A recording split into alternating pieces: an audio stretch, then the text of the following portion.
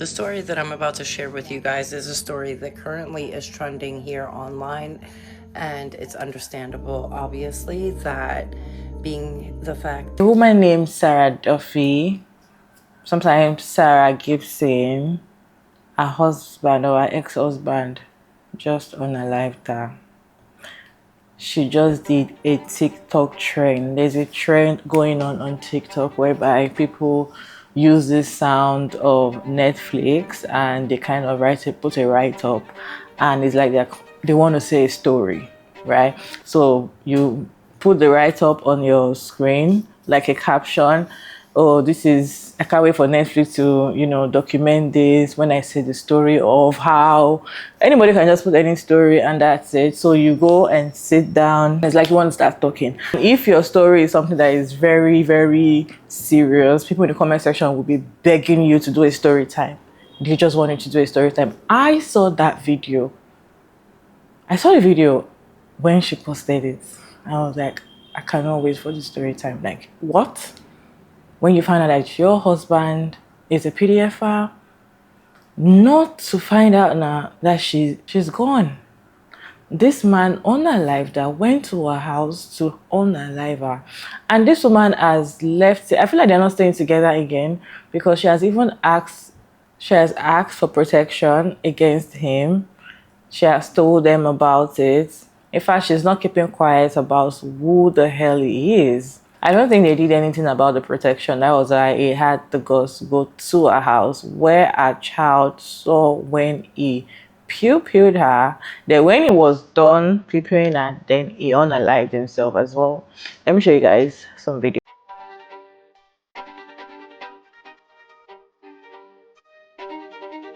Devastating news out of Oklahoma. This creator's husband tragically shot and killed her before turning on himself. Her name is Sarah, and this comes after she started speaking out about what he's done. Sarah's son actually saw this, and he's the one who called 911. And this comes just weeks after she posted this video saying, preparing for when Netflix drops a documentary about my soon-to-be ex-husband, who I just found out is a PDF. This is him. His name was Duff Daddy on TikTok. He had like over 300,000 followers. Sarah had gotten a protective order against him. She says that after the allegations came out, he had went on the run. He was also a girls basketball coach, and one of the mothers of the girls actually filed a protective order against him as well because he was grooming her daughter. I actually came across Sarah's video probably not long after she posted it, and I was like, oh my gosh, like, I'm just absolutely devastated. She was speaking out, doing the right thing, and this is what happens to her. Sarah leaves behind 2 children, and a GoFundMe has been set up to raise money for them. I am praying so hard for her precious babies. No children should have to go through this. That video was murdered last night in Oklahoma by her husband, who she was accusing of being a pedophile. And after he murdered her, he took his own life. So this is Sean Duffy. That's the name that he went by on social media. And according to the allegations that I've seen so far in relation to this case, he was a pedophile. As you can see up there, Sean actually had a pretty big following on social media. He had 350,000 or so followers. And Sarah, his wife, also posted consistently online and had a following of her own. Unfortunately, though, it seems that in June, Sarah discovered something dark about her husband. According to some of the allegations that I've seen so far, Sean was a high school sports coach, and he was allegedly caught making out with a student of his. I believe the student was 14 years old, and according to reports, the police were building a case against him, and obviously after Sarah found this out, she immediately filed for divorce and filed for a protective order. Now, this is a sad reality of living here in America. You can file for a protective order, you can ask for protection, you can bring all of these allegations to the authorities, but it seems a lot of times like they just don't care enough to actually protect the people that need protection. And unfortunately, last night, Sean broke into the couple's former home, murdered Sarah in cold blood, and then ended his own life. This truly was a despicable man who went out in the most despicable way possible. And this just goes to show that coming forward with allegations against somebody obviously is never easy, but it can oftentimes be very dangerous. And that's why it's become one of my life missions to always listen to, believe survivors, and help them share their stories, because unfortunately sometimes these stories have tragic endings. I'm going to keep you guys updated on this situation. This is a truly horrific and heartbreaking story, and the actions of this guy, Sean, can only be described as truly despicable. What we're not going to do is victim blame a woman who had her life taken just last night. This is Sarah, who posted this to TikTok on July 11th, saying, waiting on my Netflix documentary about my soon-to-be ex-husband, who I just found out is a pedophile. And now some people are leaving comments saying, she should have just been silent. She shouldn't have posted this. Are you kidding me? We have seen women who stand by their man, who choose silence, and just one of those many examples is Brittany Stapleton, who's married to Josh Stapleton. He has been convicted of numerous horrendous charges that involve children, and she stands by that man. That wasn't going to be Sarah. She chose to use her voice. She chose to use her platform to make it clear that she was not standing by her then husband's behavior, and she had every right to do so. Women do not have to be silent when it comes to men's bad behavior, and Sarah choosing not to be silent should not have meant the end of her life. Sarah choosing not to be silent should not have meant that last night her son had to call 911 after hearing the gunshots that took his mother's life. Sarah did not do anything wrong, and she is not responsible for not being here today. You can see from Sarah's TikTok that she was trying to do all of the right things. She used her voice, which she had a right to do. She was spending time with friends to try to heal. She got a protective order. She was leaving him. She did everything right, and still she is not here. And still some people are blaming her. What happened to her is not her fault. The only person to blame is not Sarah and her using her voice. The person to blame is this Sean, Jeremiah Duffy, Dad Duffy, whatever the hell he went by on TikTok. This one, the one who took Sarah's life before taking his own. The one who I have now received court documents and messages about regarding that child that he assaulted, the child that he was allegedly grooming. Everything about this is his fault. Sarah had a right to speak. She used that right, and now some people are using it against her. Less than 24 hours after her life was taken, less than 24 hours after her son had to call 911. I am sure that some of those comments did not come with ill intent, but I hope that some of you that left those comments will see this video and understand why those words are so wrong and why they are victim blaming. It happens in every single case I cover, and I will always speak out against it. Again, Sarah did nothing wrong, and she did not have to be silent. I'm proud of her that she wasn't. I want to end this video with the most important part of this case. Rest in peace to Sarah. My heart remains with her friends, her loved ones, her family, her clients, everyone who is grieving tonight, everyone who is having to see these comments. They know, as the most important people in Sarah's life, that she is not responsible for not being here today. Rest in peace, Sarah. The story that I'm about to share with you guys is a story that currently is trending here online, and it's understandable, obviously, that being the fact that both individuals were very active on TikTok. They did have TikTok accounts and were very known. Sean Duffy, his real name is Jeremiah Duffy, but he went online on TikTok as either Sean Duffy or Duff Daddy. And her real name is Sarah Duffy, maiden name Sarah Gibson. And unfortunately, authorities received a phone call late last night, and it was a call that was made by Sarah's young teenage child. And unfortunately, he reported, or the minor in the home reported their mother unalived and witnessed the pew-pewing of his mother.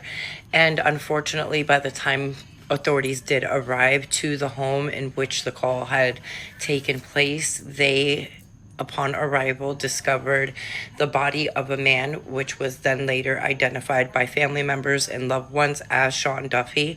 And a little bit further in the home lied a deceased woman, later identified by loved ones and friends as Sarah Duffy, maiden name Sarah Gibson. And unfortunately,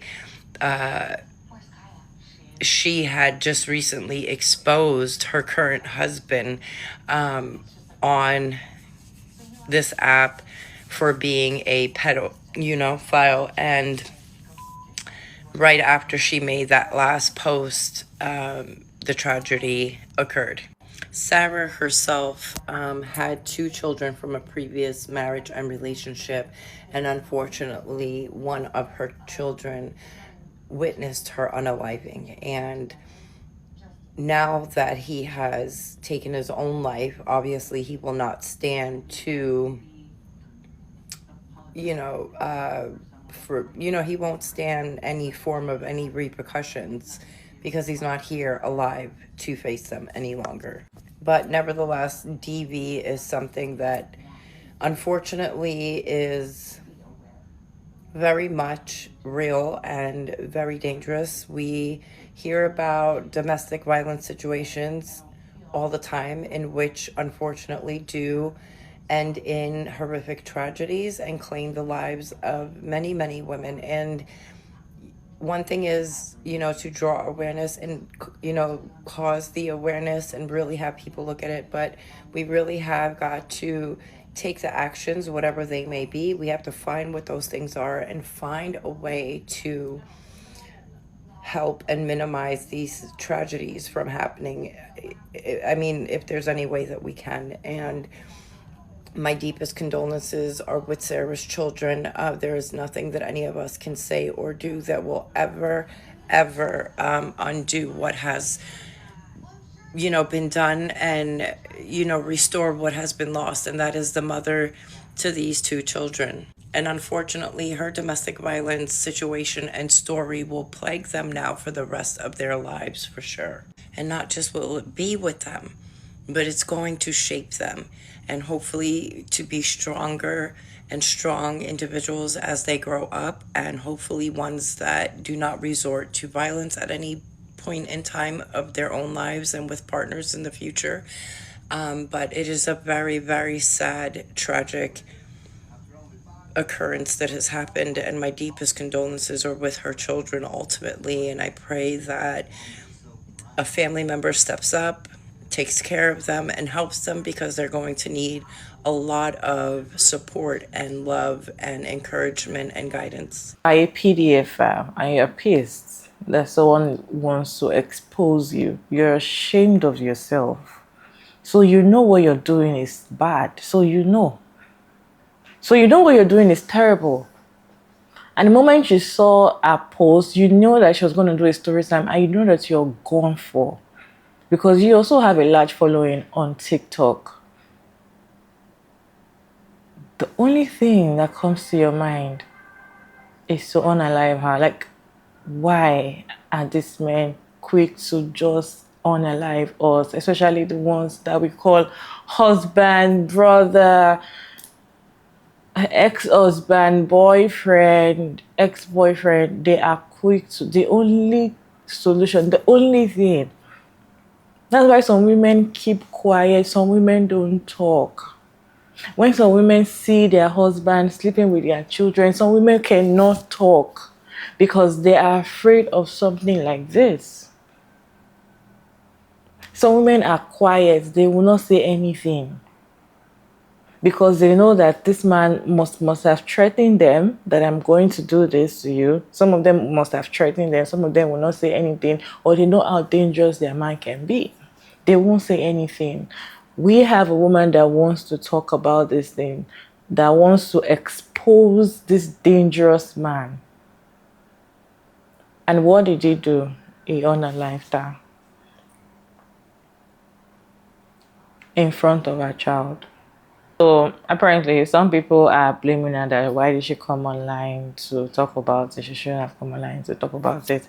Why did she make an awareness of something like that? Why wouldn't she talk about it? Why should someone keep quiet when you are married to someone that you eventually found out that is into children? Why should you keep quiet? Why would anybody keep quiet when they find out about something like this? We women, we get unalived every single day. You guys, I cannot count.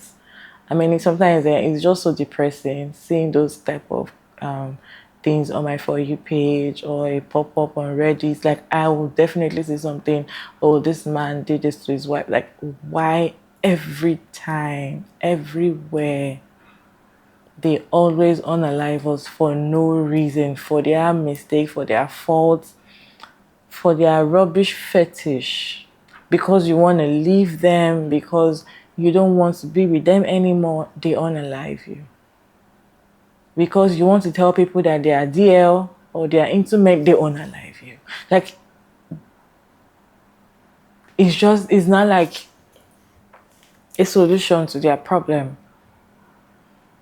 So now, for us to open up and start talking about things like this, a lot of women are going to be scared after seeing this. Videos like this, when they post video like this, a lot of people can relate. Some people in the comment section, you see them saying, oh yeah, I found out about my husband 6 months ago. You know, people are talking. People want to talk about, because she's not the only one. This thing is happening everywhere. And now seeing that this man unalived her, a lot of women are going to be quiet. A lot of women are going to be quiet because they're afraid of their lives. May her soul rest in peace. And this is just a very sad story, to be honest. I never expected it to end this way. I was expecting a story time from her. I was expecting her to expose her husband when I saw that post. Because there was even another post that I saw of a young girl also saying something similar like that. I was like, what is going on? I was thinking this trend was just fun on TikTok. I was thinking it was just fun. But now, a lot of people are actually coming out to say what is really going on in their lives.